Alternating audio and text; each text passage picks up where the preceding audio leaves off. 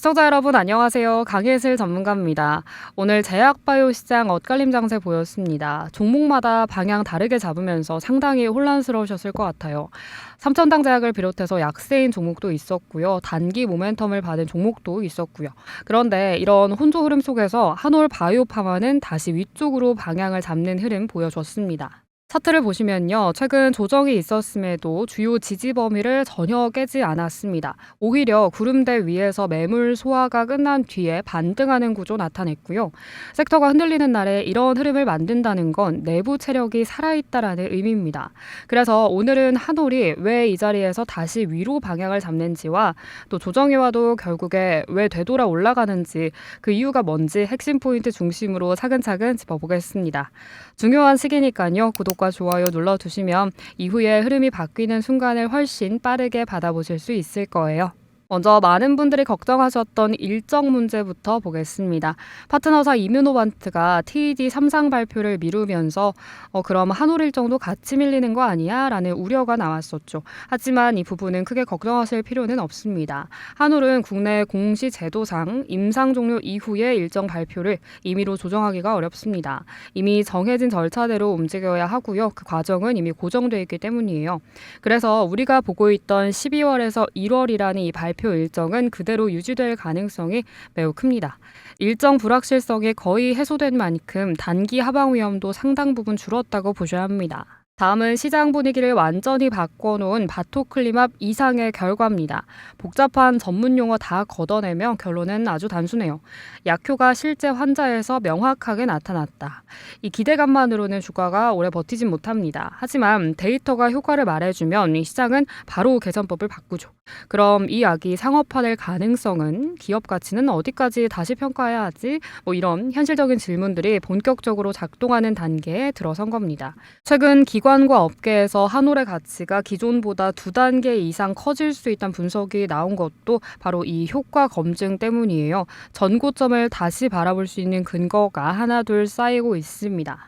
다음은 안티FCR의 시장 구조 보겠습니다. 시장 규모는 약 11조 원으로 이미 큰 시장인데요. 그보다 더 중요한 건 한올이 가져가는 수익 구조입니다. 이번 계약은 기술료 한 번 받고 끝나는 구조가 아니라 약이 팔릴수록 로열티가 계단식으로 확대되는 방식입니다. 즉 매출이 조금만 나와도 실적은 훨씬 더 큰 폭으로 늘어날 수 있는 구조라는 뜻이에요. 이런 모델을 가진 기업들은 성장 초기부터 시장에서 프리미엄을 받는데요. 그래서 지금 시장은 이 약이 상업화되면 한올의 실적은 어디까지 커질까라는 질문을 본격적으로 가격에 반영하는 단계에 들어왔다라고 보셔야 합니다.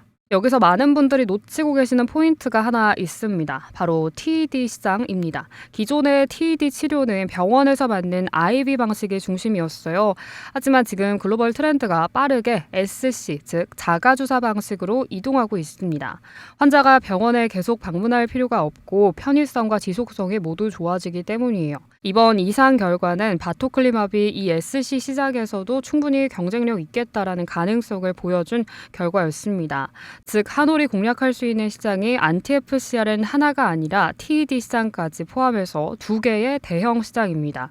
2가지 축에서 동시에 성장성이 열려있다는 점이 이 한올의 기업 가치를 완전히 다른 단계로 끌어올릴 수 있는 중요한 변수입니다. 여기에 최근 발표된 약가 우대 기준 개편도 의미가 큰데요. 새 제도는 매출 대비 R&D 비중이 높은 기업일수록 약가 산정에서 유리한 평가를 받는 방식입니다.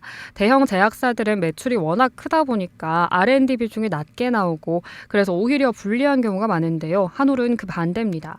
R&D 비중이 약 26%입니다. 정부의 기준 상위 30%에 들어가는 우대 그룹에 해당해요. 이 변화는 한올이 진짜 R&D 중심 기업이다라는 사실을 다시 보여주는 신호이자 또 주가 하방을 지지해주는 심리적 안전판 역할을 해줍니다. 이제 전체 흐름을 정리해 볼게요.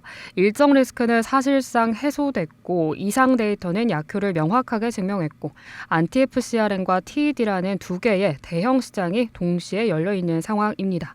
수익 구조는 로열티 레버리지가 강하게 작동하는 형태고요. 약가 우대 정책까지 더해지면서 기업 내부 조건은 모두 위쪽으로 정렬된 상태입니다. 따라서 지금의 조정은 발표를 앞두고 수급이 좀 자연스럽게 재정비되는 과정에서 나온 변동이고요. 기업 가치에는 전혀 문제가 없고 에너지가 모이고 있는 구간에 가깝다라는 점 확인하겠습니다.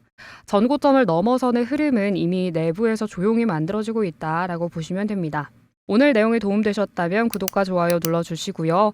발표 일정에 가까워지면서 또 어떤 변화가 시장에 먼저 반영될지 저와 함께 계속 체크해 보시죠.